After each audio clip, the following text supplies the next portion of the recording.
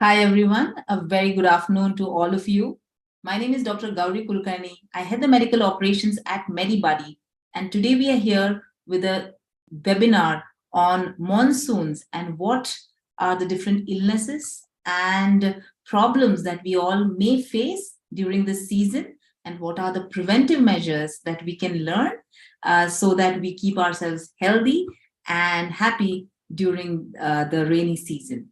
So I see that a lot of people have joined this call. Thank you. If you have any questions, do not hesitate to put it up in the Q&A section, and I'll try to take it up during the talk. Thank you.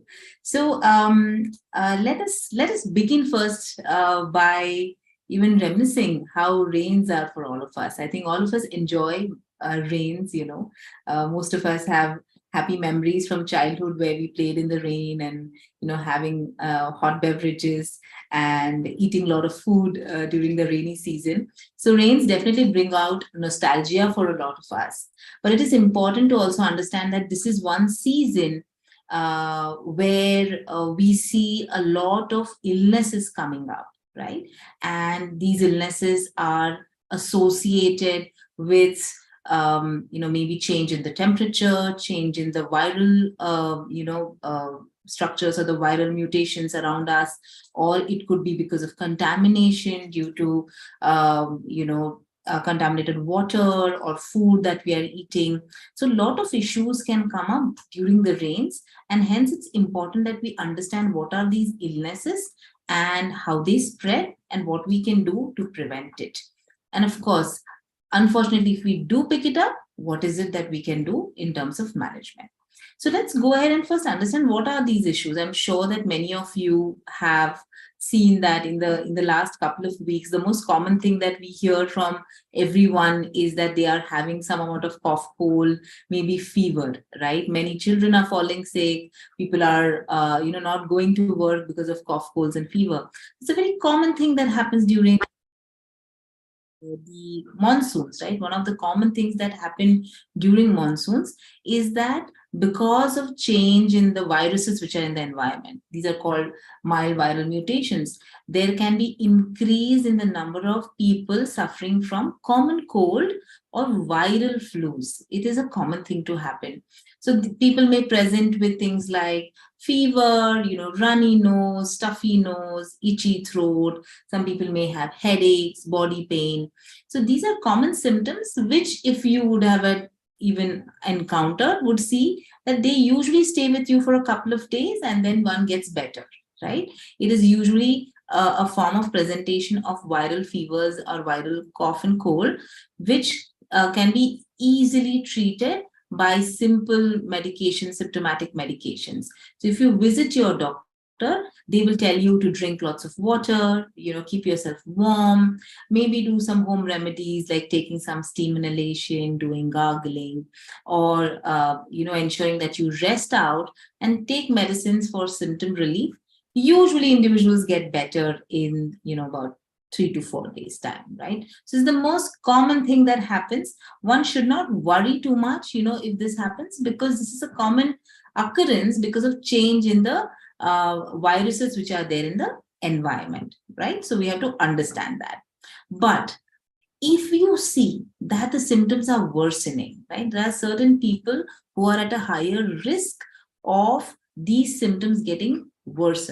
For example, if you are somebody whose immunity is on the lower side, or if you're someone who already suffers from from lung ailments, say like asthma, or if you are someone who already has chronic diseases like say diabetes or heart disease, lot of times why simple viral infections can also worsen and cause viral pneumonias. So you should be on the watch out if your symptoms are worsening beyond day 4 of illness. If you see that the fevers are persistent, or if you see that you're coughing too much or bringing out a phlegm along with the cough, which is persistently worsening, then it is important that you seek help immediately, because this could be something more than just a simple common cold cough. Okay, so that's the first illness that we see very commonly during rainy season. Typically, it is, it gets better, but in certain cases, as I mentioned, you may have to take more steps specifically to talk to a doctor. Now, other things which are very common and a large spectrum of illnesses that we see during rainy season is, of course, the presence of mosquito-borne illnesses, right? We have always, we've heard of things like dengue, malaria, chikungunya, right? These are illnesses which are very, very now common. And these are basically arthropod-borne or mosquito-borne illnesses. Now, why are these illnesses increasing? Because during rains, there's a lot of stagnation of water, and mosquitoes, they grow in stagnated water, and that is the reason why we see increase in the number of cases which are spread because of mosquitoes. Now, amongst these, the very common illness is malaria, right? Malaria is something that we have all heard of. It is an illness where you see high-grade fevers, fluctuating fevers.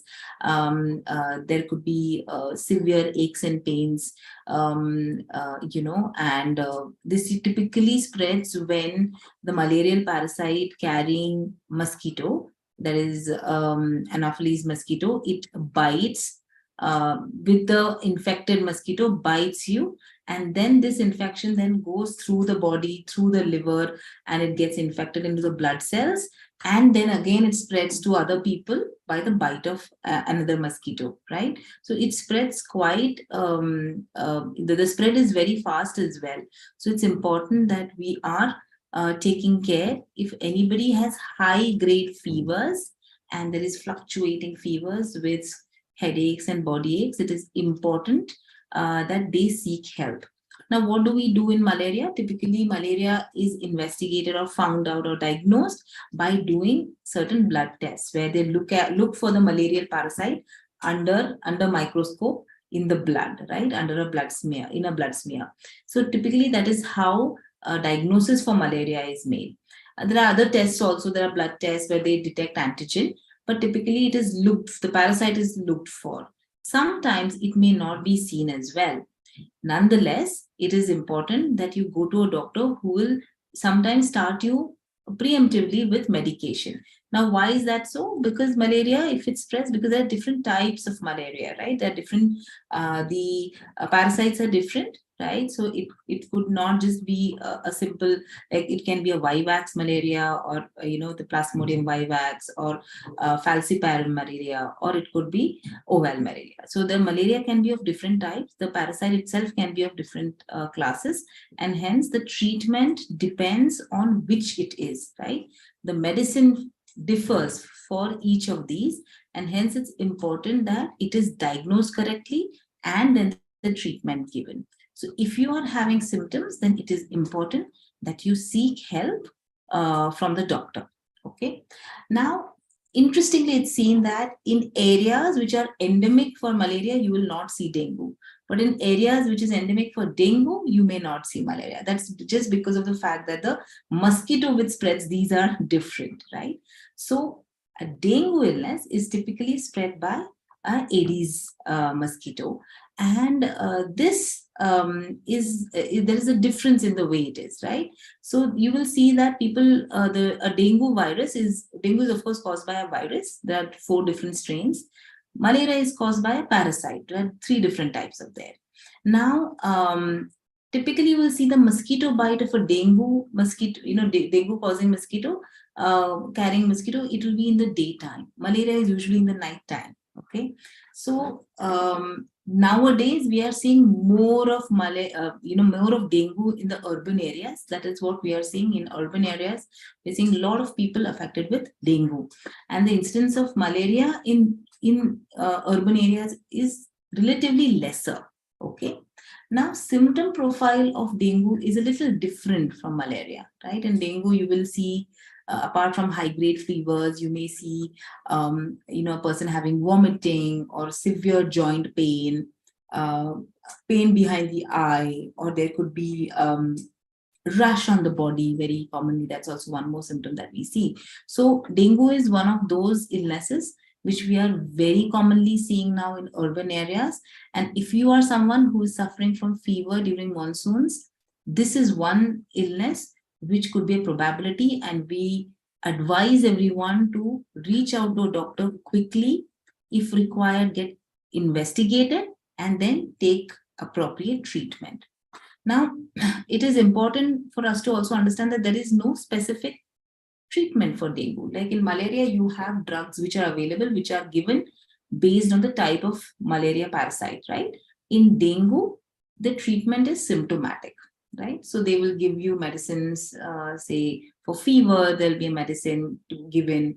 Then they, you may be asked to drink a lot of water. Ensure that you are avoiding certain type of medicines, because in dengue there is increased risk of bleeding. So your doctor will tell you that avoid painkillers, avoid blood thinners, and avoid any medicine which might have an increased risk of causing bleeding in your body, right?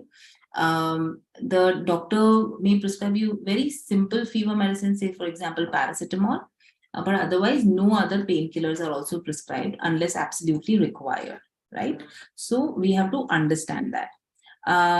Apart from that, it is important that we also ensure that people who have dengue get their tests done immediately, right? So typically dengue is diagnosed after the first 2-3 days only. Why is that so? Because the dengue virus to be shown in the blood sample takes that much time. But what you notice is that in dengue, there will be depletion of platelet count. Okay, so there is usually an uncomplicated dengue, people will get better in about 3 to 5 days. But in cases where the fevers are persistent and it is getting into a place where there is dengue hemorrhagic fever, which means that there will be bleeding. Okay, bleeding can occur, which leads to rash on the body. That is a very serious condition where the platelets suddenly drop.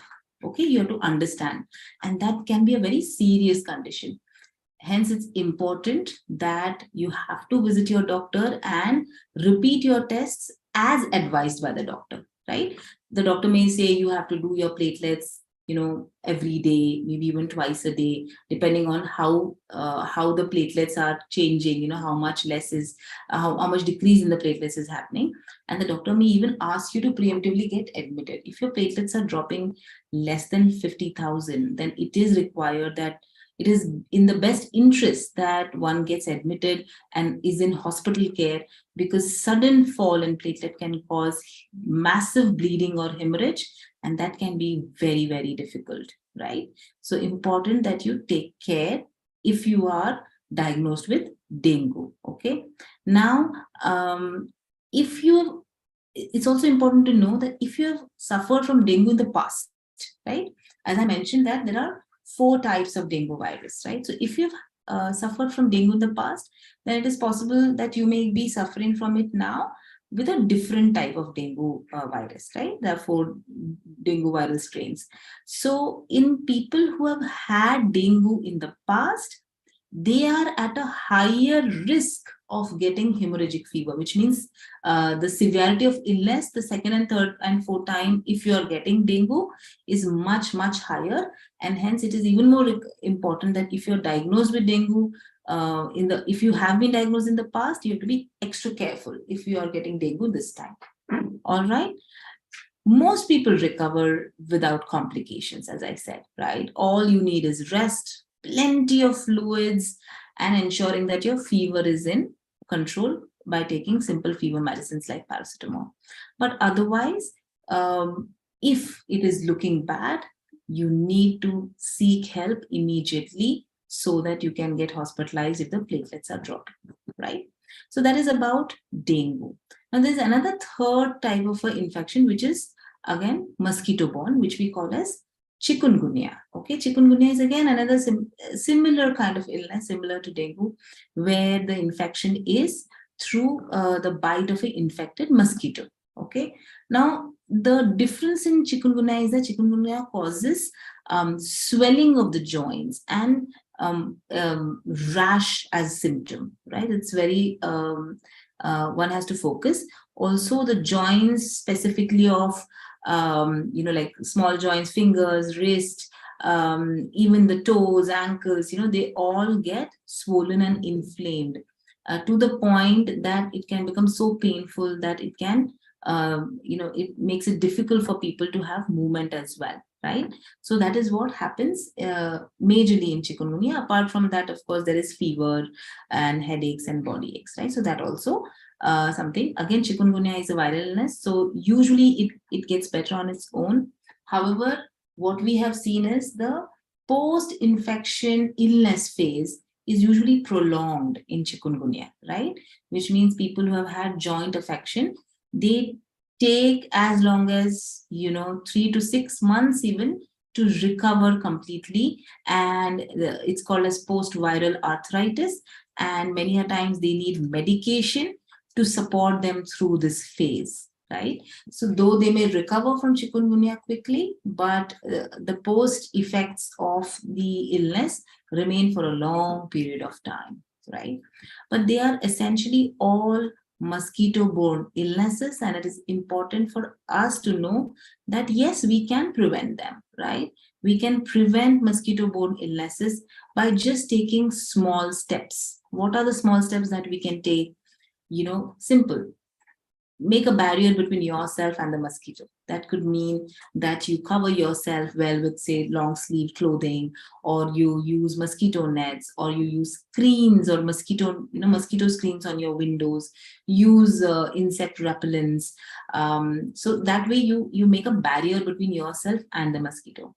The important thing to do is to prevent the breeding of mosquito itself, right? So if you have any place where there is stagnant water, there is too much of water, ensure that you clear it, empty your pots, or any containers where there is a stagnant water. If you, in the rainy season, a lot of times water gets stagnated on in your balconies or in terraces. Ensure that all of this is clean and clear, so that there is no way that mosquitoes can multiply. There's no place where they can breed, right? If we do this, that itself will reduce our risk of getting more mosquito-borne illnesses, and help us to be safe and healthy during this season, right? So this is where we spoke about at length about the mosquito-borne illnesses, right? Now let us go ahead with another set of illnesses, right? So when we talk of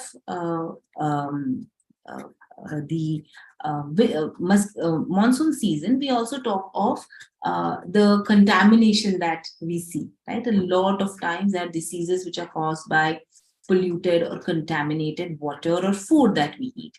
And that typically affects our digestive tract more than anything else, right? So this set of illness, typically we see, viral gastroenteritis, we see typhoid, leptospirosis, hepatitis. These are because of contaminated water. And this is again a set of illnesses that can be easily prevented as well, right? So let's understand about typhoid. Now, typhoid is typically spread via intake of contaminated water or food, right? So it's called the transmission is called as fecal-oral, right? So if somebody who has typhoid hasn't washed their hands properly, and that contaminated water or food is then ingested by someone else, that will lead to typhoid, right? Now, typhoid, typically you will see symptoms like fever, headaches, chills, you will see vomiting, stomach pain, coated tongue sometimes. Also, there could be loose stools, or not many times it could be loose stools or constipation as well, a lot of aches and pains. So symptoms can be quite similar, even with the mosquito-borne illness. As you see, symptoms can be quite similar as well, and it can be difficult to diagnose. And it's important that we do tests, right? There are tests which are available, typically blood tests, and even stool tests can be done to diagnose typhoid. So we can do this, and it's important to know that there are medications available.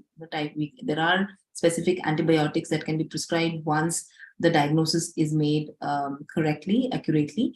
There are medications which have to be given for a longer period of time. In the case of typhoid, many a times individuals need to be on medication for up to 2 weeks or more as well.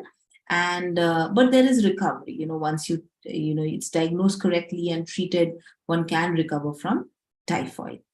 Understand that typhoid is a vaccine preventable disease, which means that there is a vaccination available against typhoid, and it can be given. Typically, typhoid vaccine is given to children. It is also given to high risk users, right? For example, people who are food handlers, this is something which is advised to be given. But anybody can take it.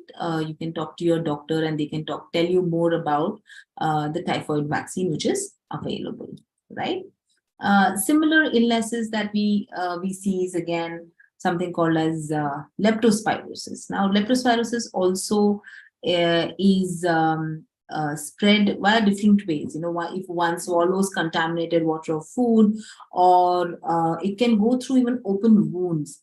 So if you're somebody who's walking and wading into water without a footwear, and you have cuts on your feet or legs, and then the water through which you're walking is contaminated with leptospira, then yes, it can lead to leptospirosis. It's a bacterial illness. Again, there are antibiotics available to for this illness, but it typically presents again with the same kind of symptoms: fever, headache, chills, stomach pain, sometimes body aches, redness of eye, cough at times.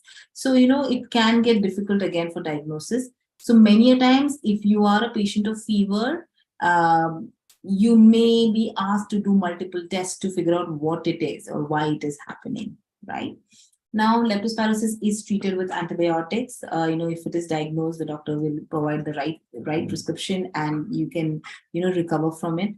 Usually, we tell people to avoid leptospirosis. It's important that you wear waterproof gear when you're going out in rains. Ensure that you do not walk with open footwear, right?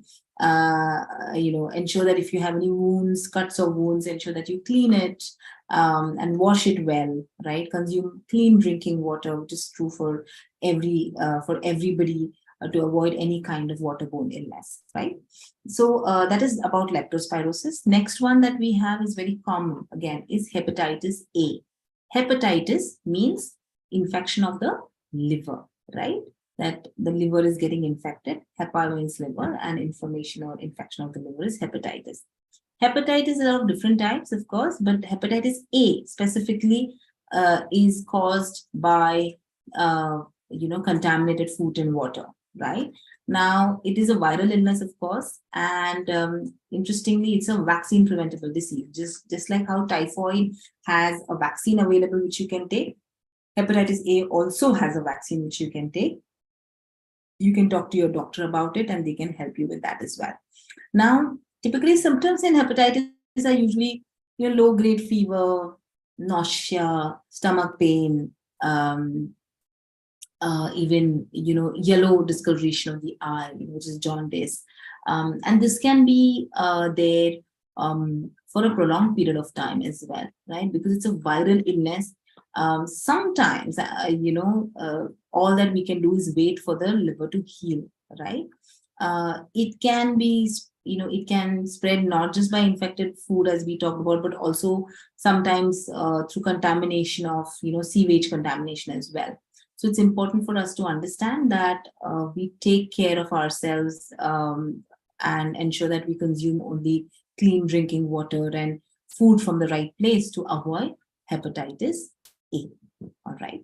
So we are kind of so we've spoken about mosquito-borne illnesses. We have spoken about water contamination or illnesses because of contaminated food and water. Now let us go to some issues that happen in terms of skin-related problems, right? So we see that a lot of times people who in rainy season have an increased presentation of fungal infections. Why does this happen? Because most people, have their feet wet for a prolonged period of time, or their hand is wet for a prolonged period of time. So if we see specifically on foot, we see a lot of individuals having fungal infections in between the toes, or the fungal infection of the nail is quite common. So it's important again for us to know that we prevent this by wearing better footwear, closed footwear, ensuring that we keep our feet dry and clean all the time, because this will only help us in preventing fungal infections of the skin. The other thing that happens is many a times a lot of individuals come in because of the change in temperature also and change in environment also. We see younger individuals having acne outbreaks very commonly in the rainy season as well. And it's important that they take care of it by keeping themselves hydrated, ensuring that they are cleansing their skin, and if there is to use supervision to help in reducing it. Now, a lot of people also talk about lowered immunity in this phase, right? So what happens is that people who during rainy season, typically what we see is that individuals are usually indoors, right? We tend to not go out. So a lot of people, there is lowered immunity because there is lowered vitamin D or sunlight exposure. We see that a lot of people tend to not exercise as much during rainy season because they are indoors, right? All of this adding to lower immunity. So what happens is that when you are not taking um, adequate steps to ensure that you have a healthy lifestyle, once immunity goes down, right? So it's important for us to work around ensuring that even if it is a rainy season, we ensure that we do some kind of exercise indoors if it is possible, right? It is important to still be ensuring that you are having nutritious food, clean food, and lots of water or water intake as in terms of hydration. Very commonly, we see in summer season, most people, because they sweat and it's hot, they tend to drink a lot of water. But during rains, because it's cold and it is damp, one tends to forget to drink water. However, the body requires water or hydration to ensure that their regular daily activities are continuing. So ensure that you continue to drink at least about 2 liters of water every day to keep yourself hydrated as a part of healthy living, also as a part of building your immunity, right? In terms of diet, I think it's important that we keep it balanced. Ensure that you have adequate proteins in your diet and adequate vitamins and minerals. Lot of times, reduction in immunity is associated, and we have seen it, is because of lack of vitamin intake and minerals in our diet. So ensure that you have a diet which is rich in vitamin C, you have a lot of minerals such as zinc, magnesium, calcium in your diet to ensure that your intake is good and that you're keeping up with your immune system, right? Third most important in terms of immunity building or ensuring that your immunity is good is sleep. A lot of people tend to not get enough sleep, and that can actually be counterproductive. People think that it's if we have time, I would work more and I'll ensure that I'll do everything else and skip on their sleep time. But sleep is the time when our body actually um, you know is working to repair itself, right? The repair mechanisms in our body are best when we are sleeping. So getting adequate amount of sleep also ensures that your immune system is functioning well, right?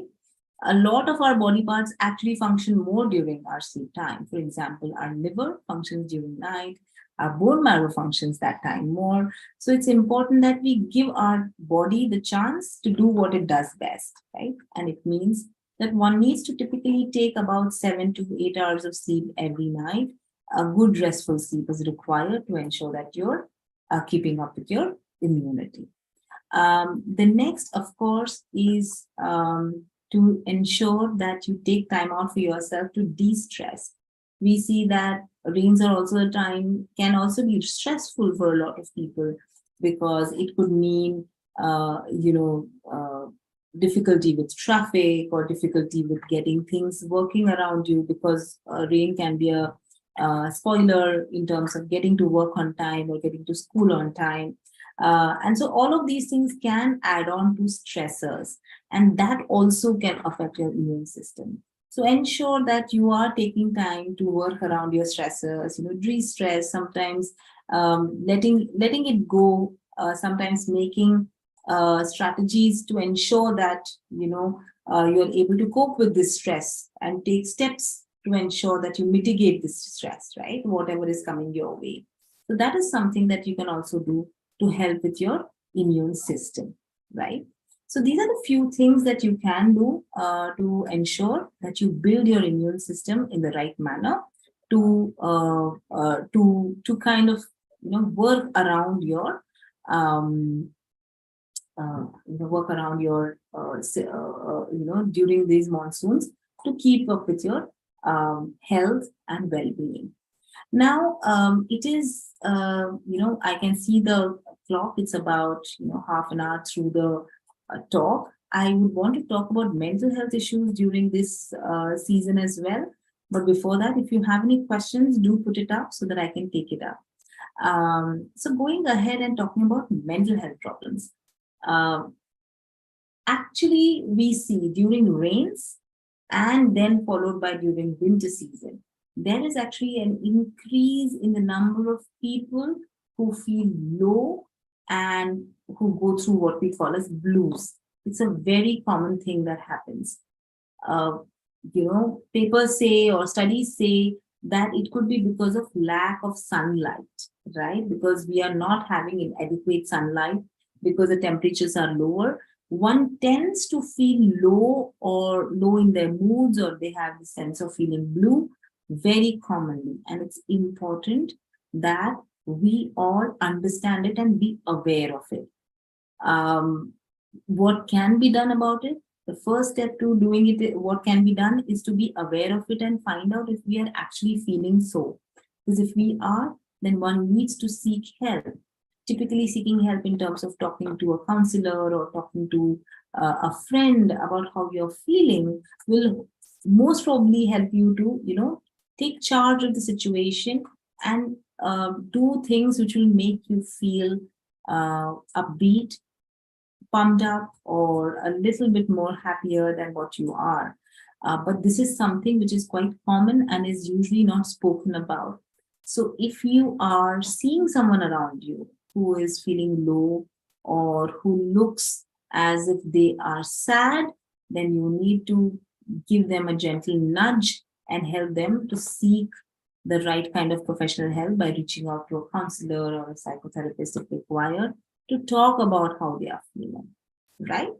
So having said that, let me get back to what are the things that we can do in this rainy season, right? So let us go back to understanding what all preventive measures that we can take. So one is definitely do not get wet, right? Because that itself can be the first starting point of getting any kind of respiratory illnesses. So carry an umbrella or a raincoat or any rain gear to avoid yourself from getting wet. People who get wet are at a higher risk simply of getting cough, colds, fevers, and respiratory issues, and we do not want that to happen. So ensure that you protect yourself from rain, right?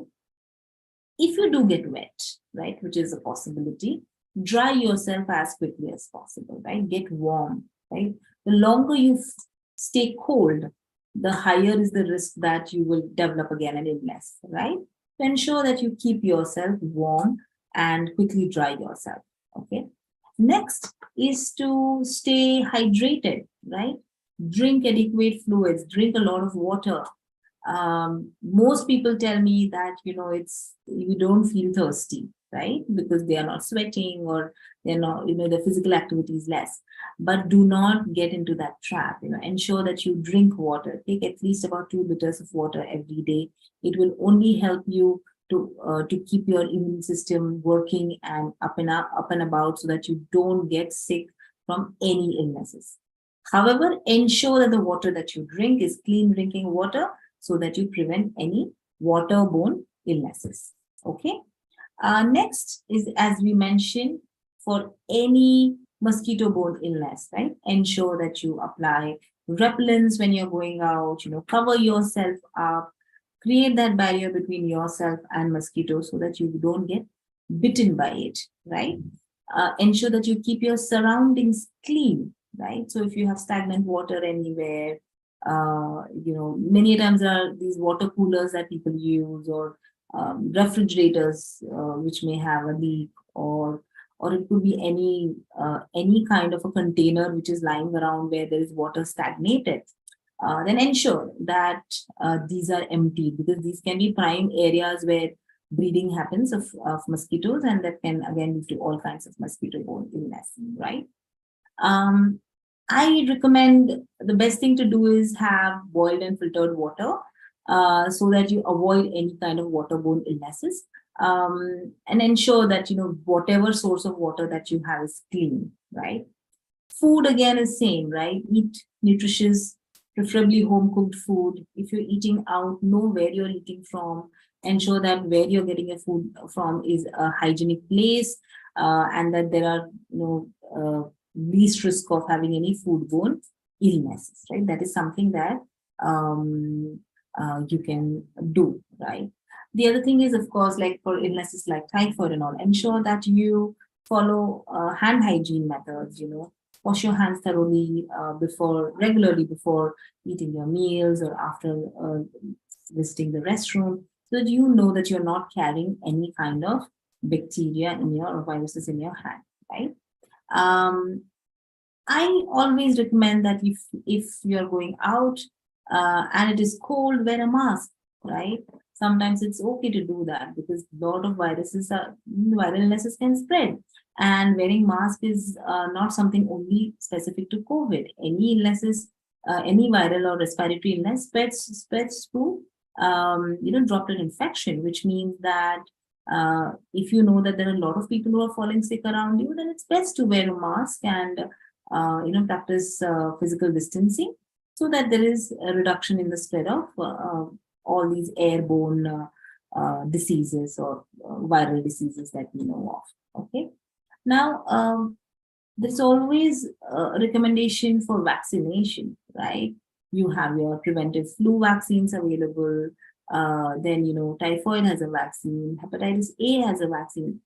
So if you are someone who is at a risk of getting these illnesses, because maybe it's to do with your eating habits, or you cannot avoid what you eat or drink, or you are at a high risk of exposure to viral illnesses, maybe it's a good idea that you get yourself vaccinated. If you're someone who has chronic illnesses or in the elderly age group, then you should definitely get yourself vaccinated, because that can help in the long run to keep you safe and healthy and away from these illnesses, right? Next, I usually recommend that people have basic checkups done for themselves in terms of blood tests, right? Because we also see that lowered immunity is associated with deficiencies. People who are anemic or have low hemoglobin tend to have a lowered immunity. Other deficiencies like vitamin B12 or vitamin D3, that is also associated with lowered immunity. And that would also mean that there is increased risk of picking up an infection. So it's a good idea for you to check yourself up, figure out if you have any of these difficult, deficiencies by checking your bloods. And if it is so, then take your supplements, talk to a doctor, take the right kind of supplements that are required for you, so that you can, you are rest assured that your immunity is up and about, and it is, it is helping you to take care of yourself, right? Great. Last but not the least, right? It's important for us to also know that if you are someone who is, already having any respiratory illnesses, right? Like suppose you are someone who has asthma, right? Then you are also at a higher risk of picking up respiratory issues, for example, exacerbation of the asthma because of, say, the viral illness that you have. One can get acute bronchitis or asthma attacks because of narrowing of the airway.